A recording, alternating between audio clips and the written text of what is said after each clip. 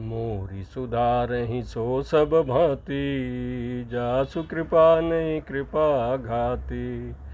Ram सुस्वामी कुसेवक moso, निज दिश देखि दया निधि पोसो। कल भगवान शंकर और माता पार्वती का ब्याह हो गया था, तो अब भगवान शंकर और माता पार्वती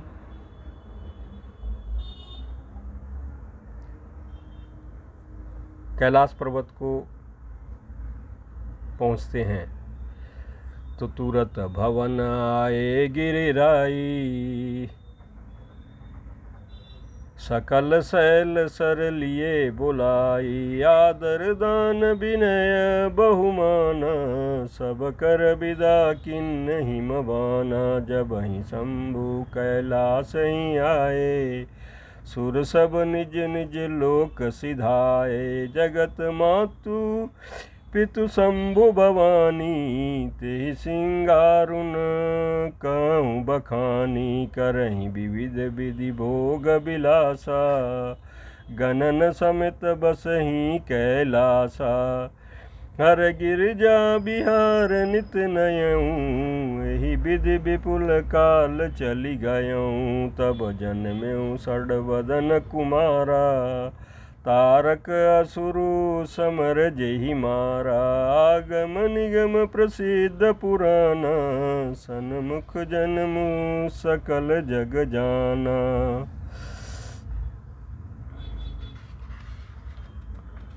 जगु जानु सन्मुख जन्मु करमु प्रताप पुरसारथु महा। तेहि हेतु मैं वृषकेतु सुत कर चरित संक्षेप ही कहा। यह उमा शंभु विवाहु, जे नर नारी कहीं जे गावहीं। कल्याण काज विवाह मंगल, सर्वदा सुख पावहीं। चरित सिंधु गिरिजा रमनो, वेदन पावहीं पारु। वर्णे तुलसीदासु किमी, अतिमति मंद गंवारु। प्रमात सियावर रामचंद्र शंकर जी भजो।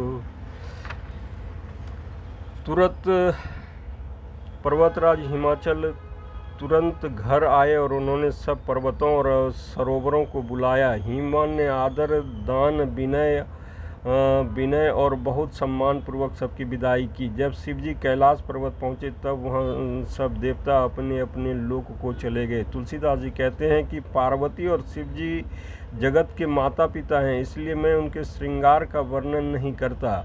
शिव पार्वती विविध प्रकार के भोग विलास करते हुए अपने गणों सहित कैलाश पर्वत पर रहने लगे। वे नित नए विहार करते थे। इस प्रकार बहुत समय बीत गया। तब 6 मुख वाले पुत्र स्वामी कार्तिक का जन्म हुआ, जिन्होंने बड़े होने पर युद्ध में तारक असुर को मारा। वेद शास्त्रों और पुराणों में स्वामी कार्तिक के जन्म की कथा प्रसिद्ध है और यह सारा जगत उसे जानता है।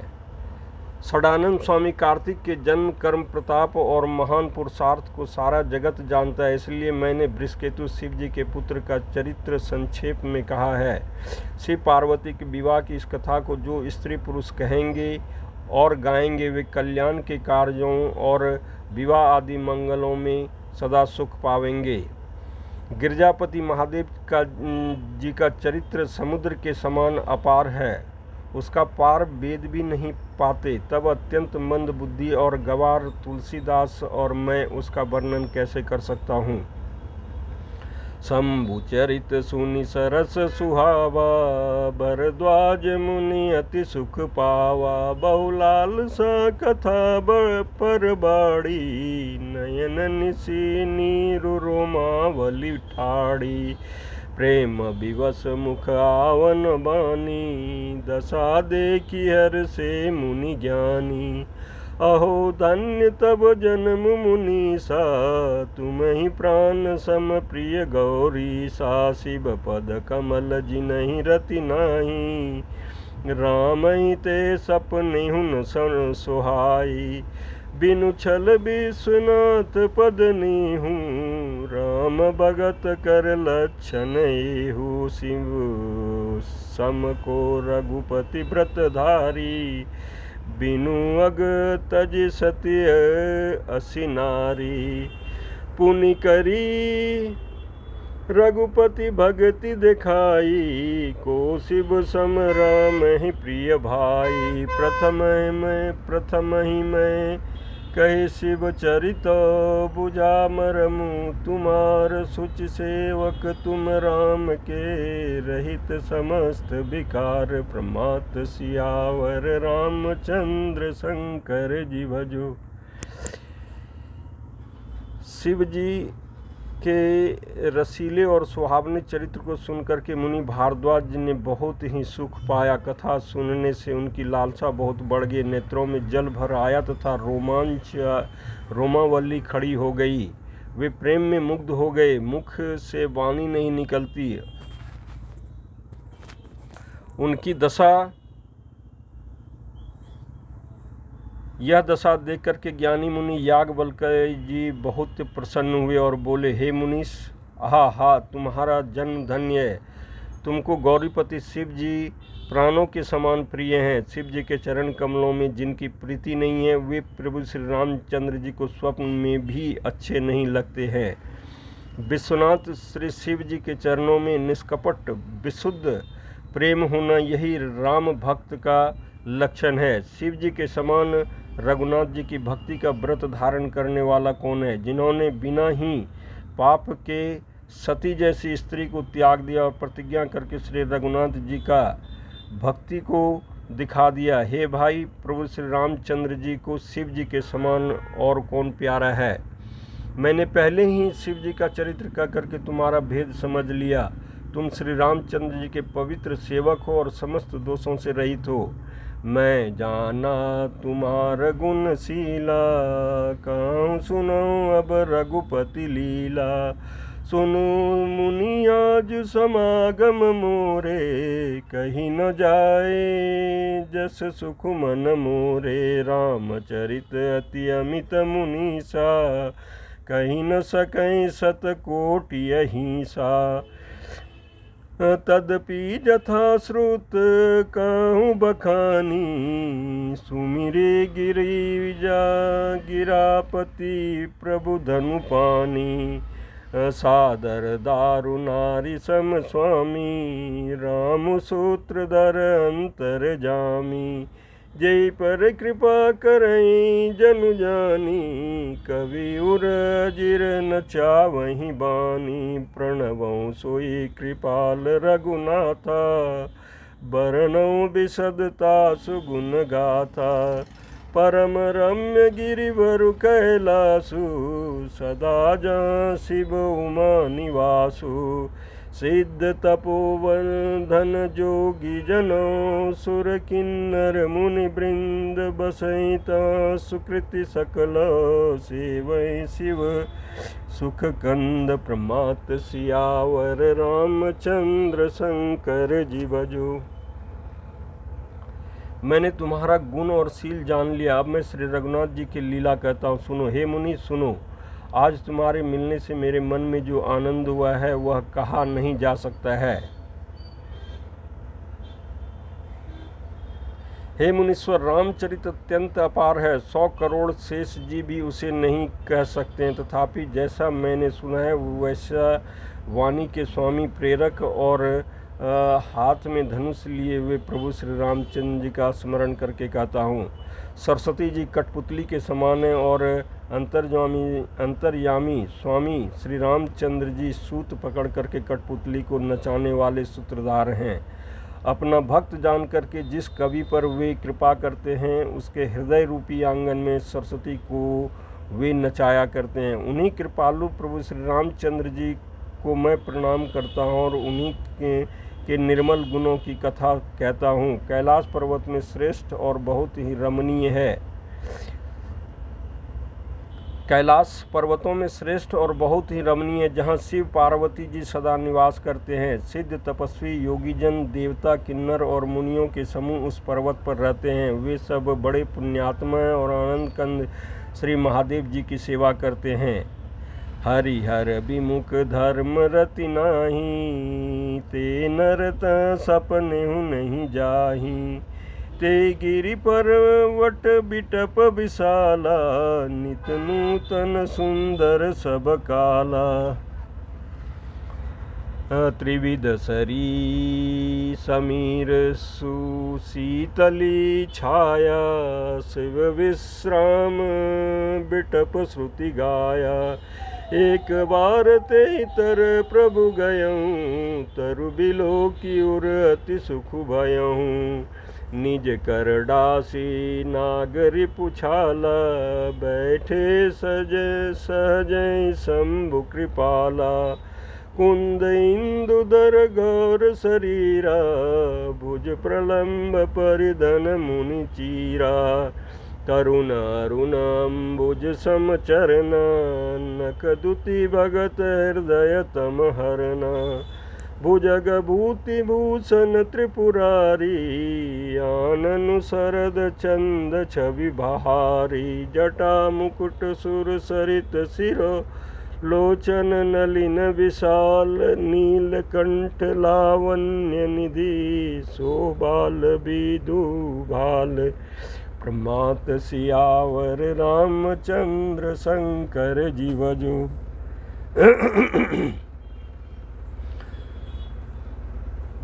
वहाँ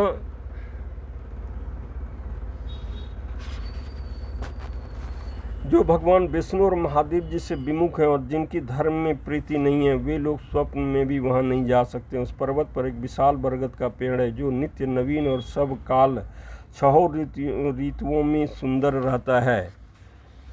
वहाँ तीनों प्रकार की शीतल मंद और सुगंध वायु बहती रहती है और उसकी छाया बड़ी ठंडी रहती है। वे शिव जी के विश्राम करने का वृक्ष है, जिसे वेदों ने गाया है कि एक बार प्रभु श्री शिव जी उस वृक्ष के नीचे गए और उसे देख करके उनके हृदय में बहुत आनंद हुआ। अपने हाथ से बागंबर बिछाकर कृपालु शिव जी स्वभाव से बिना किसी खास प्रयोजन के वहाँ बैठ गए। कुंद के पुष्प, चंद्रमा और शंख के समान उनका गौर शरीर था। बड़ी लंबी भुजाएं थी और वो मुनियों से बलकल वस्त्र धारण किए हुए थे। उनके चरण नए पूर्ण रूप से खिले हुए थे, लाल कमल के समान थे। नखों की ज्योति भक्तों के हृदय का अंधकार हरने वाली थी। सांप और भस्म ही उनके भूषण थे और उन त्रिपुर असुर के शत्रु शिव जी का मुख शरद पूर्णिमा के चंद्रमा की शोभा को भी हरने वाला, फीकी करने वाला था। उनके सिर पर जटाओं का मुकुट और गंगा जी शोभायमान थी। कमल के समान बड़े बड़े नेत्र थे। उनका नीलकंठ था और वे सुंदरता के भंडार थे। उनके मस्तक पर द्वितीया का चंद्रमा शोभित था। बैठे सो काम रिपु कैसे, धरे शरीरू। शांत रसु जैसे, पार्वती भल अवसरु जानी। गई शंभु पै मातु भवानी, जानी प्रिया दरुअति किन्ना। बाम भाग आसनु हर दिन्ना। बैठी शिव समीप हर साई, पूरब जन्म कथा चित आई। पति हेतु अधिक अनुमानी, बियसी उमा बोली प्रिय बानी। कथा जो सकल होत हितकारी, सोई पूछन चह शैल कुमारी। विश्वनाथ मम नाथ पुरारी, त्रिभुवन महिमा विदित तुम्हारी। चर अरु अचर नाग नर देवा, सकल करई पद पंकज सेवा। प्रभु समरथ सर्वज्ञ शिव, सकल काल गुण धाम। जोग ज्ञान बैराग निधि, प्रणत कल्प तरु नाम। प्रमात सियावर रामचंद्र शंकर जीवजो। कामदेव के शत्रु शिव जी वहाँ बैठे हुए ऐसे शोभित हो रहे हैं मानो शांत रस ही शरीर धारण किए हुए बैठा हुआ। अच्छा मौका जान करके शिव पत्नी माता पार्वती उनके पास गई। अपनी प्यारी पत्नी जानकर शिव जी ने उनका बहुत आदर सत्कार किया और अपनी बाईं ओर बैठने के लिए आसन दिया। पार्वती जी प्रसन्न होकर के शिव जी के पास बैठ गईं। उन्हें पिछले जन्म की कथा स्मरण हो आई। स्वामी के हृदय में अपने ऊपर पहले की अपेक्षा अधिक प्रेम समझकर पार्वती जी हंसकर प्रिय वचन बोली। याज्ञवल्क्य जी कहते हैं, जो कथा सब लोगों का हित करने वाली है उसे ही पार्वती जी पूछना चाहती है। पार्वती जी ने कहा, हे संसार के स्वामी, हे मेरे नाथ, हे त्रिपुर असुर का वध करने वाले, आपकी महिमा तीनों लोकों में विख्यात है। चर अचर नाग मनुष्य और देवता सभी आपके चरण कमलों की सेवा करते हैं। हे प्रभु, आप समर्थ, सर्वज्ञ और कल्याण स्वरूप हैं। सब कलाओं और गुणों के निधान और योग ज्ञान और वैराग्य के भंडार हैं। आपका नाम शरणागतों के लिए कल्प वृक्ष है। जो सोम पर प्रसन्न सुख राशि, जानिय सत्य मोहि निज दासी। तो प्रभु हरऊ मोर अज्ञान, कही रघुनाथ कथा विधि नाना। जासु भवन सुर तर तर होई, सही की दरिद्र जनित दुख सोई। शशिभूषण से हृदय विचारी, हरहु नाथ मम अति ब्रह्म भारी। प्रभु जे मुनि परमारथ बादी, कहीं राम कौ ब्रह्म अनादि।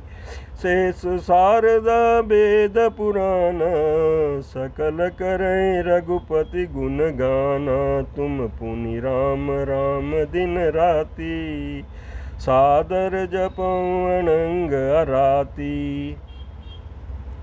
राम स्ववद नृपति सुत होई सोई, की जग अगुन अलख गति कोई।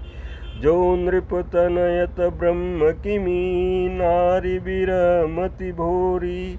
देखी चरित महिमा सुनत, भ्रमति बुद्धि अति मोरी। प्रमात सियावर रामचंद्र शंकर जी भजो।